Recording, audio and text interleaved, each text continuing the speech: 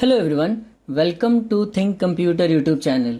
Recursion in Java, that is the topic we are going to discuss today. So what's in this video? Definition of recursion, definition of recursive function, syntax of recursive function, base case versus recursive case, concept of backtracking in recursion, use of stack in recursion, advantages and limitations of recursive function, types of recursion, differences between recursion and iteration with programming question and solutions.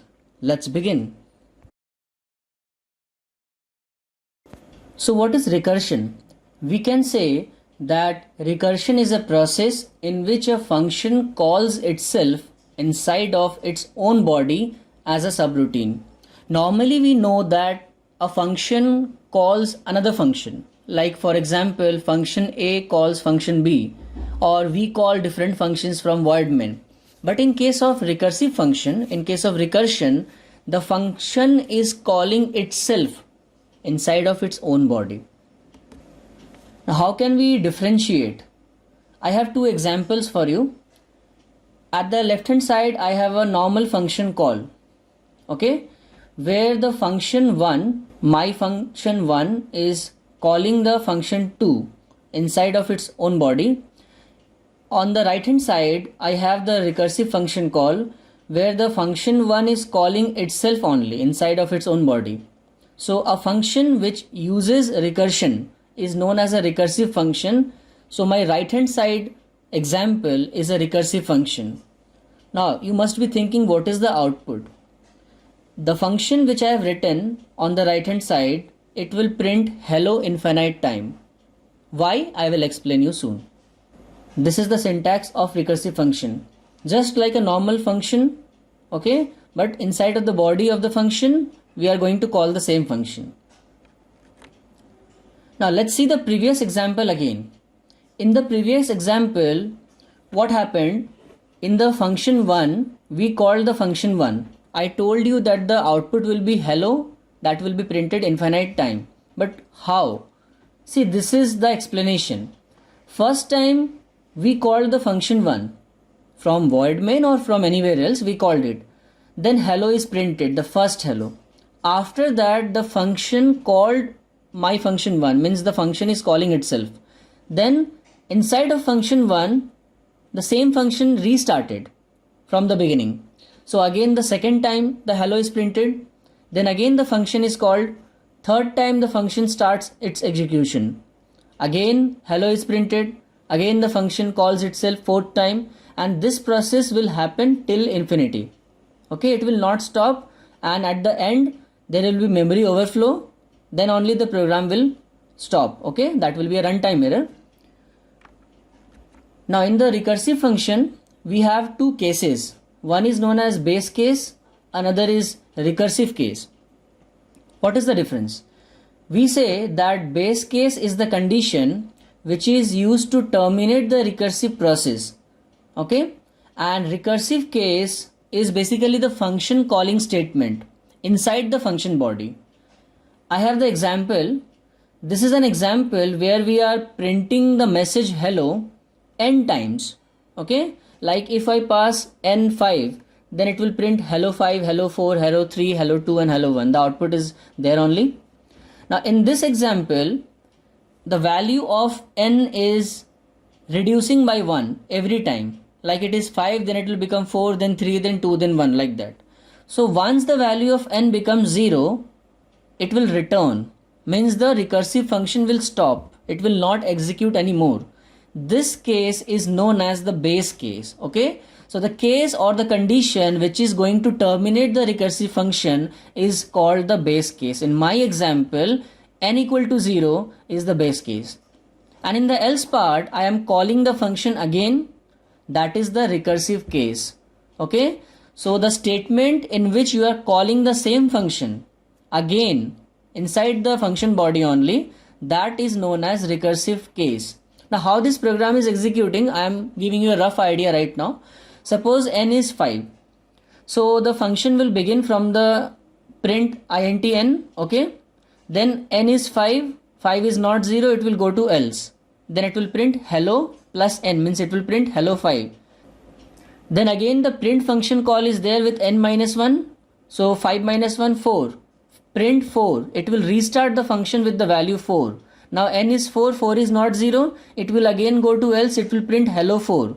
Then again print n minus 1, 4 minus 1, 3. It will again restart with print 3. So 3 is not 0, it will go to else, it will print hello 3. Then again print 3 minus 1, 2. Again the function will restart with value 2. 2 is not 0, again it will go to else, hello 2. Then 2 minus 1, 1. Print 1. The function will restart. Now the value is 1. 1 is not equal to 0. Again it will go to else, hello 1. Then 1 minus 1, 0. Print 0. That means if n is 0, yes, return. Okay. Now the return statement, when you write in any function without any value or variable, it just closes the function, nothing else. So the function will be closed after 5 time repetition. Okay. So in this example, the recursive process is happening 5 times. What is backtracking? It is the process to use the outcome of a function in a previous function call. So in the recursive function, when we do the dry run, we use the backtracking process to find the output of the given question. Now take this example. Here we are adding numbers, okay, starting from n to 1. Means if n is 5, then we are going to add 5 plus 4 plus 3 plus 2 plus 1, like that. So suppose we are passing 5 first time, maybe from the void main. So n is 5. Now if 5 is equal to 1, false, it will go to else. So first time when the function call happened with sum 5, that time it went to the else part, and in the else part it is n plus sum n minus 1. Now what is n? 5. And what is sum n minus 1? It is a function call, recursive function call, okay? So there it will be 5 plus sum of 4, means 5 plus the function 4 will be called. Here I have explained it. Second time 5 plus sum of 4. Then the function will restart with value 4. Now n is 4, right? So 4 is equal to 1? No. It will go to else. Then again it will be return 4 plus sum of 3. Now n is 4 because we changed the value, right? Now it is 4 plus sum of 3. Third one. Now again the function will restart. Now n is 3. So n is 1? No. It will go to else 3 plus sum of 2. This one. Then again the function will restart. N is 2. 2 is 1? No. It will go to else. 2 plus sum of 1. Last time, right? Now last time when the function called itself, that time n is 1. Now if n is 1, then return 1. Now the problem that students face in the recursion, in recursive function, is that they are sometimes getting confused. Okay. In order to avoid that, I always do this backtracking process. Okay. So every time I call the function, I wrote it like this with arrows. Means the first time sum of 5, then it was 5 plus sum of 4, then it was 4 plus sum of 3, like that. So last time n is 1, return 1. Now where a return value goes, you have to understand that where the return value goes. Whenever a function is called, the return value comes back to the place where the function is called, right? Means if you call a function in void main and the function is returning something, where the value will come back? In the void main only. So last time sum1, this function got called and the return value will come to the same place where it was called. So there it will be 1 plus 2, 3. That will go back to its caller.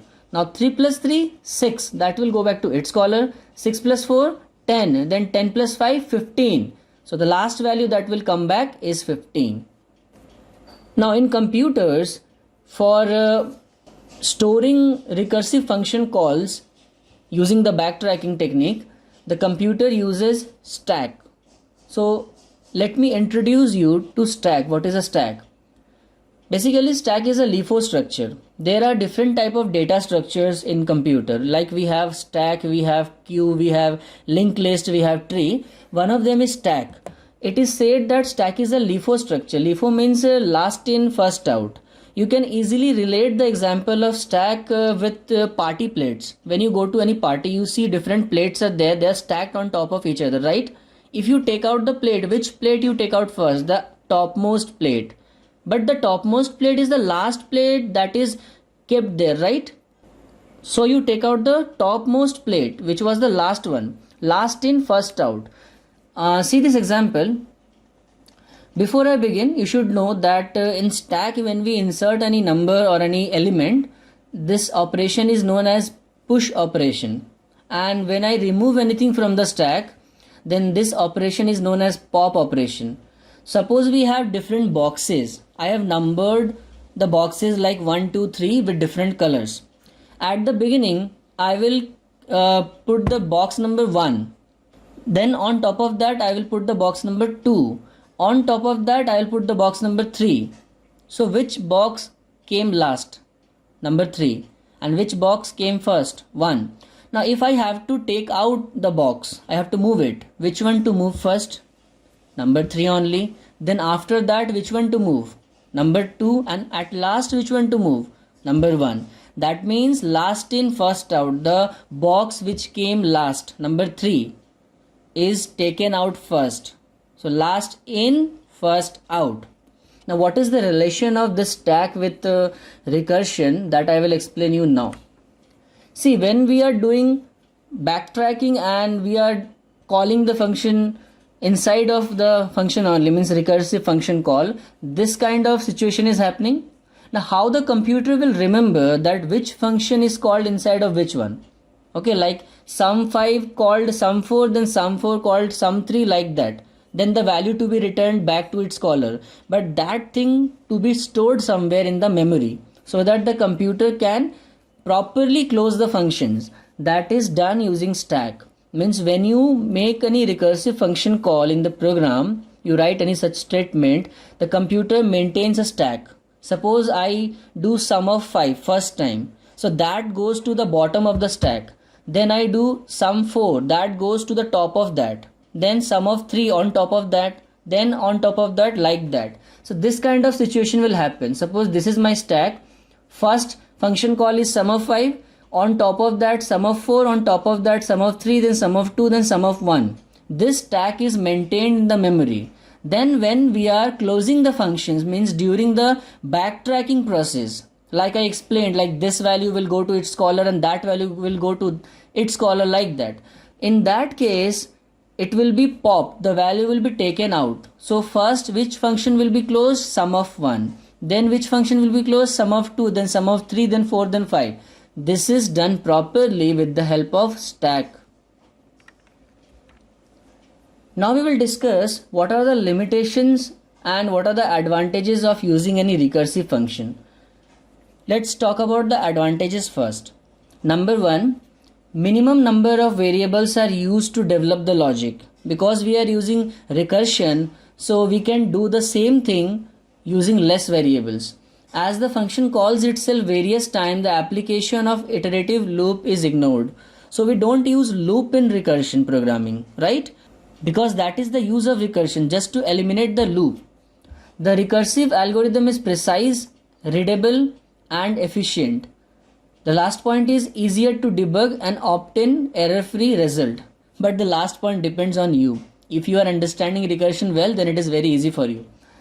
And coming to the limitations of recursion, recursion takes more execution time than iteration. Why?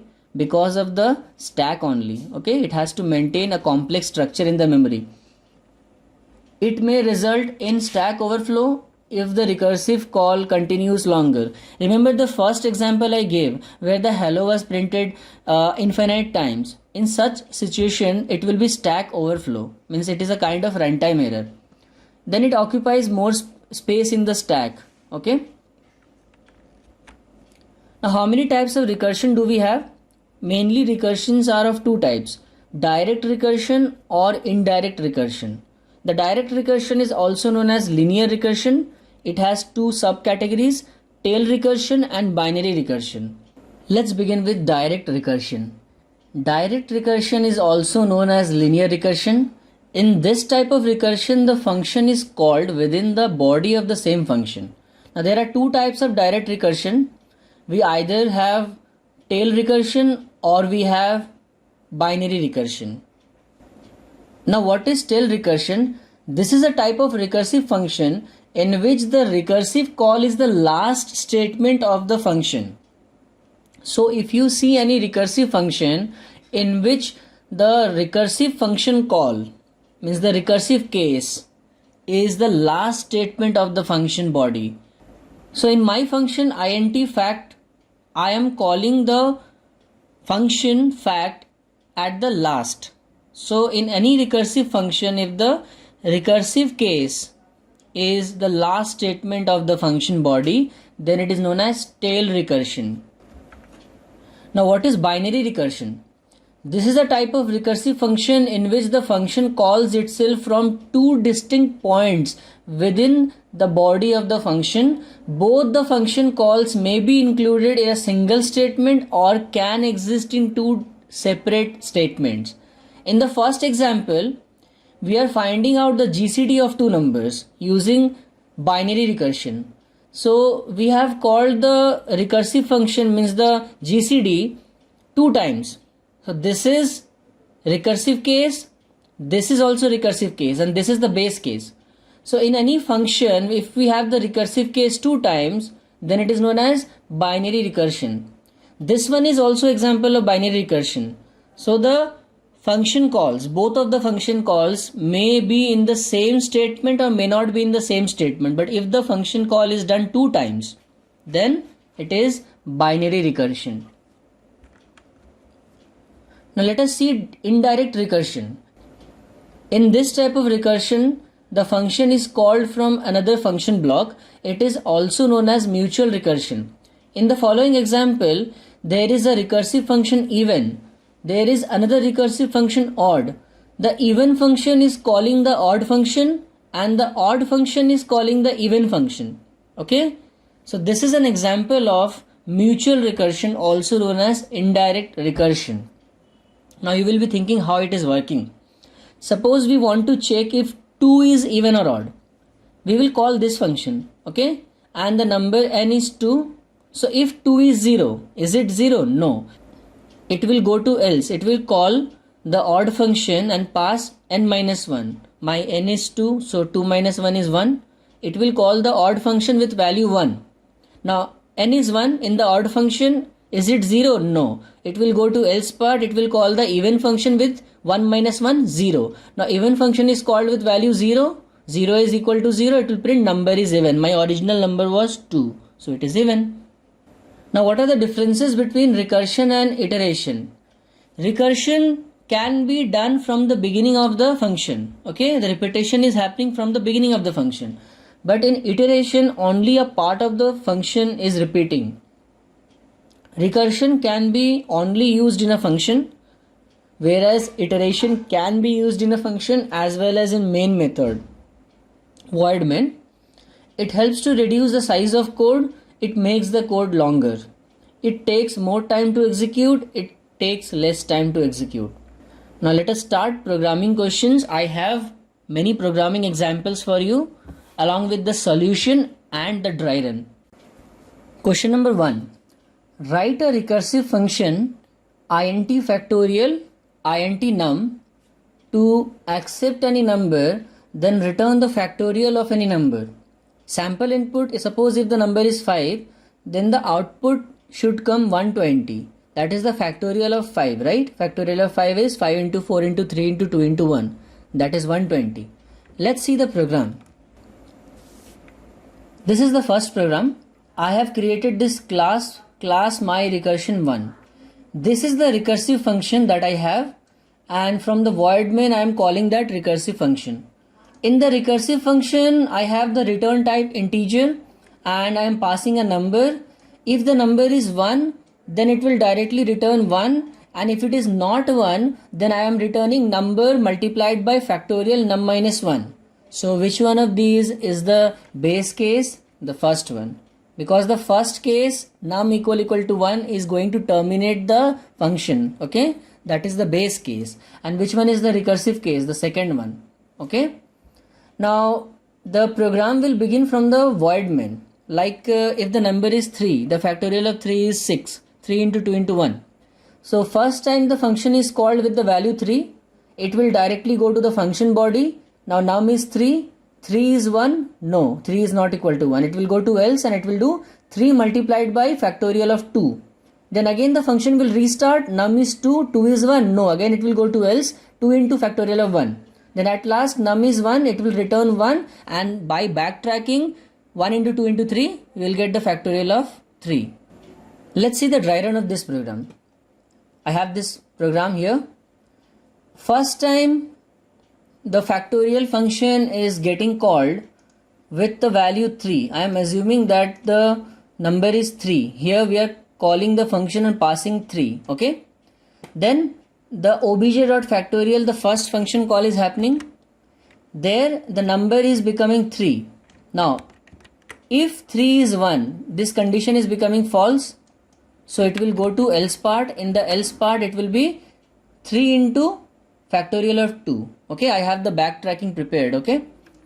Now then the function is getting called factorial 2. Okay. Here. So factorial 2, the function will restart. When the function will restart, the number is 2.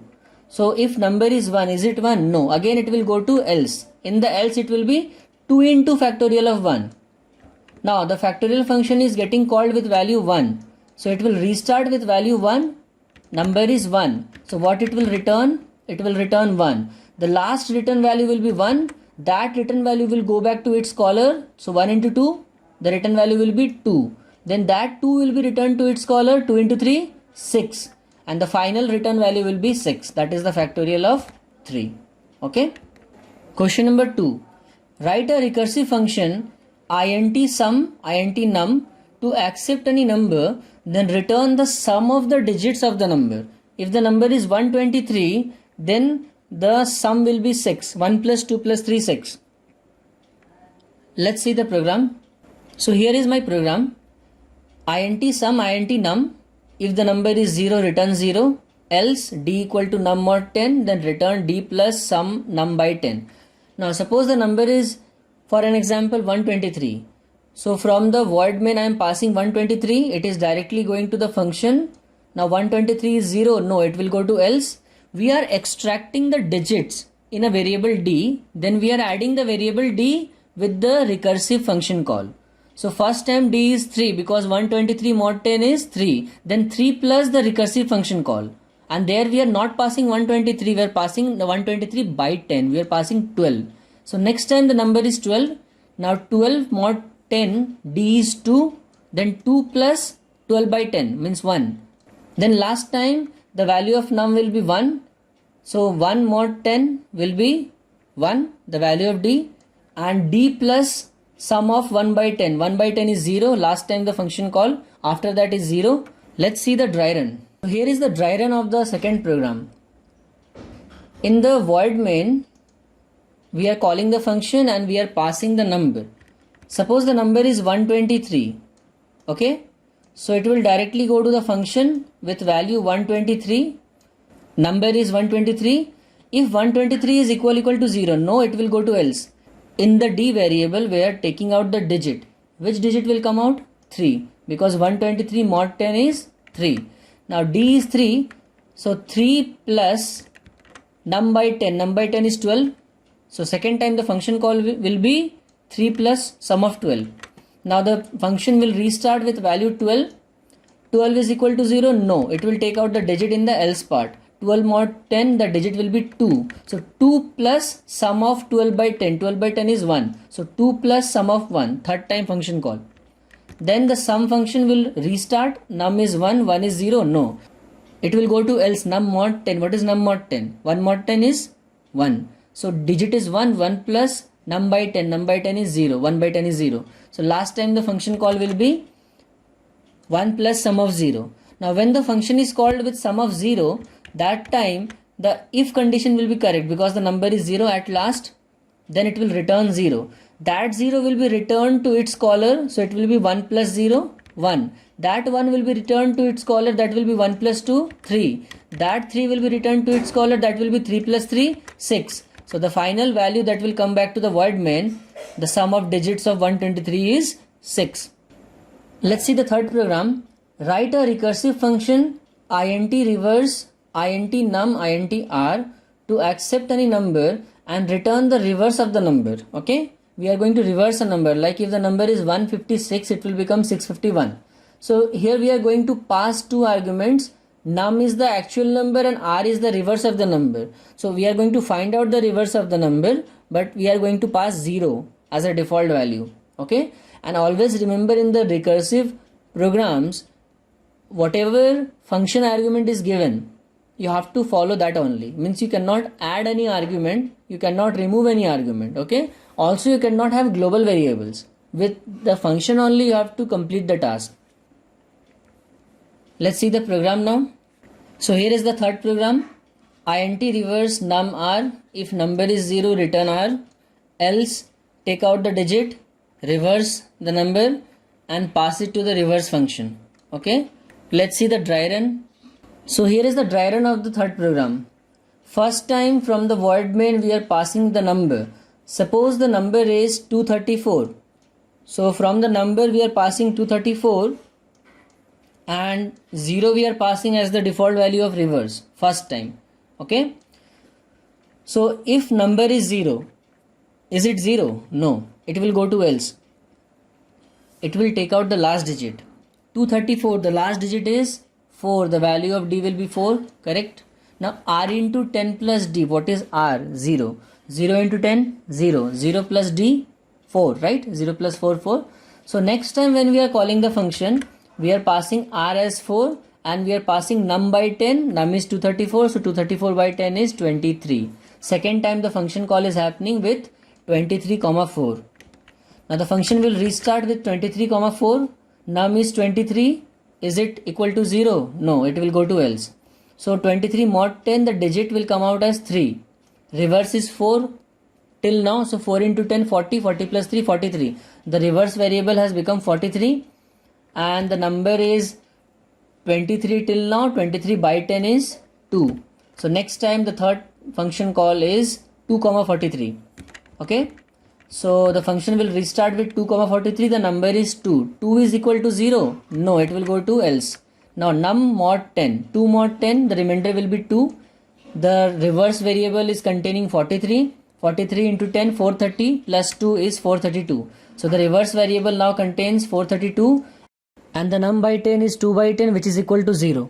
So the function will restart. Now the number is 0. 0 is equal to 0. Return r. What is r? R till now is 432. So the last function call will return the value 432. That last return value will go back to its caller. That return value will go back to its caller, and that will go back to its caller till void main. So what will come in the void main? 432. That is the reverse of 234. Let's see the question number 4. In the fourth question, I have one example of binary recursion. So we are going to write a recursive function int Fibonacci int n, in which we are going to pass the value of n. N is not number of term, n is the term number. Okay, like if n is 5, means I have to print the fifth term only. I don't have to print from first term to fifth term. I only have to print the fifth term. Okay, if n is 3, similarly I only have to print the third term. For an example, I have the sample input. If n is 4, then the output will be 2, because the fourth term in the Fibonacci series is 2. Clear? Now let's see the program. This is the fourth program, int Fibonacci int n. If number is 1, then return 0. If number is 2, then return 1, else return Fibonacci n minus 1 plus n minus 2. This statement which you can see I have highlighted is the binary recursion. Okay, 2 times we are calling the recursive function inside of its own body. Let's see the dry run. Okay, so this is the dry run of the fourth question Fibonacci series. Okay, I have taken example of 4, means I am passing 4 as the term number. So which term is the fourth term? 2. Okay, now let's see how this is working. First time the function is getting called with value 4, obj.Fibonacci 4, right, from the void main. Then the function is starting. Now 4 is equal to 1, false. 4 is equal to 2, false. It will go to else. In the else, this function call will happen. Fibonacci of n minus 1, what is 4 minus 1? 3. Fibonacci of n minus 2, what is 4 minus 2? 2. So this function call is happening, right? 2 times the function is getting called. When 2 times the function is getting called, then 2 child function call will happen. Okay, one in the left side, one in the right side. Now in the left side, where I have called Fibonacci 3, there the function is restarting with n3, correct? In the left side, first child process. So in that, if n is 3, so n is not 1, n is not 2, again it will go to else and it will be n minus 1 plus n minus 2. Now the n is 3, so 3 minus 1, 2, and 3 minus 2 is 1. So this function call will happen, the child function call inside of that. Okay? And on the right side, because I called Fibonacci 2, in my condition there it is written if n is 2 return 1. So for the Fibonacci 2 directly 1 is returned. The right hand side is simple. Okay? Now for the left hand side, because the third time Fibonacci 2 plus Fibonacci 1 got called, then because of that again two child process will begin. So for Fibonacci 2 the function will restart and n is 2, it will directly return 1. And for Fibonacci 1, n is 1, so return 0, it will return 0. Now the return 1 will go back to its caller here and the return 0 will go back to its caller here. So this is 1, this is 0, 1 plus 0 is 1. Finally that will return to its caller with the value 1. The right hand side will return with the value 1. So 1 plus 1, 2. The final return value will be 2. Let's see the fifth program. Now I have added the recursive function in a class program. We have to define a class string palindrome in which we have one instance variable string s and there is one recursive function check palindrome in which we are passing the string, we are passing two different indexes I and j. This function will return true if the string is a palindrome string, means the reverse of string is same as the actual string, and this function will return false if the string is not palindrome. We have another method void check, in that we are going to call the check palindrome method as per the question. Okay, and from the void main we are only going to call the check method. Check method will call the check palindrome method, like that. Okay, let's see the program. Okay, this is the string palindrome class. Class string palindrome string s. This is my recursive function, this is my check function, and this is my void main. So in the void main we are creating object of the string palindrome class and we are calling the check method. In the check method we are taking input and then we are calling the check palindrome function, which is a recursive function, and we are passing the main string, we are passing 0 and we are passing s dot length minus 1. Basically what is the logic? We are running two variables, one we are running from 0, another one we are running from the length minus 1. So we are comparing the 0 position with n minus 1 position, then we are comparing the first position with n minus 2 position. Both sides we are comparing one by one. Okay, like that. So if the function will return true, then it will print palindrome, otherwise not palindrome string. Now what is happening in the recursive function? It is accepting a string and two index position. If the index stored in the first variable is greater than the index stored in the second variable, then it will return true to terminate the recursive function. Else if the character at index I is not equal to the character at index j, means we are comparing 0 with n minus 1, 1 with n minus 2, that thing. If it is not equal, means it is not palindrome, immediately it returns false. And if not, then it will go to else part and there we are using the recursive function call. Okay, the recursive case. So we are using the property of logical AND. I'm showing you the dry run now. So here is the dry run of the string palindrome question. I have only taken out the recursive function, that is only we need to discuss. Okay, suppose the string is madam, string s is madam. Okay, so it has 5 characters starting from 0 to 4 and the I will begin from 0 index, j will begin from the length minus 1 index. So j will begin from 4, I will begin from 0. First time the function will be called with the string value with I 0 with j 4, correct? So if I is greater than j, 0 greater than j, false, it will go to else if. Then char at 0 is not equal to char at 4. See, char at 0 is m, char at 4 is m. Both are same, so condition false, it will go to else. In the else part, it is doing return true and check palindrome s comma I plus 1 comma j minus 1. So it will be true and check palindrome 1 comma 3. Second time the function call will happen. the function will restart from I1 and J3. So I is greater than J, false. Char 1 is not equal to char 3, false. It will go to else. Again it will happen. The third function call, return true and check palindrome s comma 2 comma 2. I was 1, now I is 2. J was 3, now J is 2. Third time the function call will happen. Now I is 2, J is 2. So if I is greater than J, means 2 is greater than 2, false. It will go to else if. Char 2 is not equal to char 2. Again false, it will go to else. There it will be true and check palindrome 3 comma 1. Previously I was 2, now I is 3, and previously J was 2, now J is 1. Last function call. Now I is 3 and J is 1.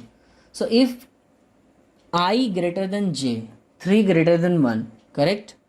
Then it will return true. So all of these cases it is only returning true, correct? In that case, the last function call will be true. That true will go back to its caller true and true. This one will be true. That will go back to its caller true and true. Means all will be true. Final result is true. Means it is a palindrome string. Let's see the last program. Define a class search number with the following details. Instance variable int n, that is the size of array. Int num, that is the number we are going to search. Int arr, that is the array. Int pos, that is the position of the number in the array. This is example of linear search. Okay, there is a constructor search number which will assign the value of s to the variable n, and also it will create the n size array. There is a method void input which will take input n numbers in the array arr. There is a recursive method mySearch which will find the number in the given array. Okay, I is the index position, and there is a method show which will use the mySearch method to conclude if the number is present in the array or not, and we are going to make the void main. From there we will call the functions. Let's see the program. Okay, this is the program. Class search number, int n, int num, int arr, int position, all four variables are declared, all four of the instance variables. Then in the constructor we are passing s. Through s we are assigning the value of n, and we are allocating the memory for the array. In the input method we are taking input n numbers, and also we are taking the number that to be searched. In the show method we are calling the mySearch method. Now the concept is, if the number is not present, then the mySearch method will return me -1. So if the position is returned -1, it will display not present. If not, then it will print the position. Okay, this is the dry run of the last program. The recursive function I have written mySearch int arr, int num, int I. Okay, this is my array. There are 10 numbers. I will be discussing both the cases, if the number is present and if the number is not present. First start with the case where the number is present. Suppose the number is present and the number is 7. In that case, the function will be called with arr, 7, 0, where arr is the array, 7 is the number, and 0 is the index value of the first box. Okay. So when the first function call will happen, then arr of 0 will be compared with the number. Arr of 0 is 2, the number is 7, so 7 is equal to 2, no. Then also we will check if the index value has reached to the end of the array or not. If yes, then directly return -1. If not, then recursive function call. In the recursive function call we are passing the same parameter, only I we are doing I plus 1, means the index value is now 1. Okay. So with index value 1 we are checking next time if array of 1 is equal to the number. If yes, then return I plus 1.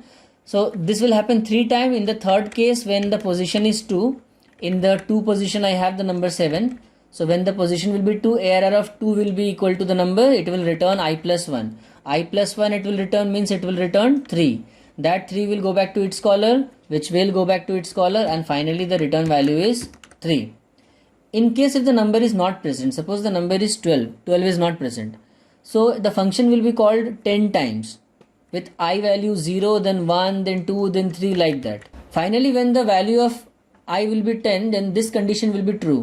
I will be equal to the length of the array. That case it will return -1. So -1 it will return to its caller, which will go back to its caller. Backtracking will happen till the end. Final return value will be -1. Thank you for watching this video. Please like and subscribe to my channel and click the bell icon to get new video updates.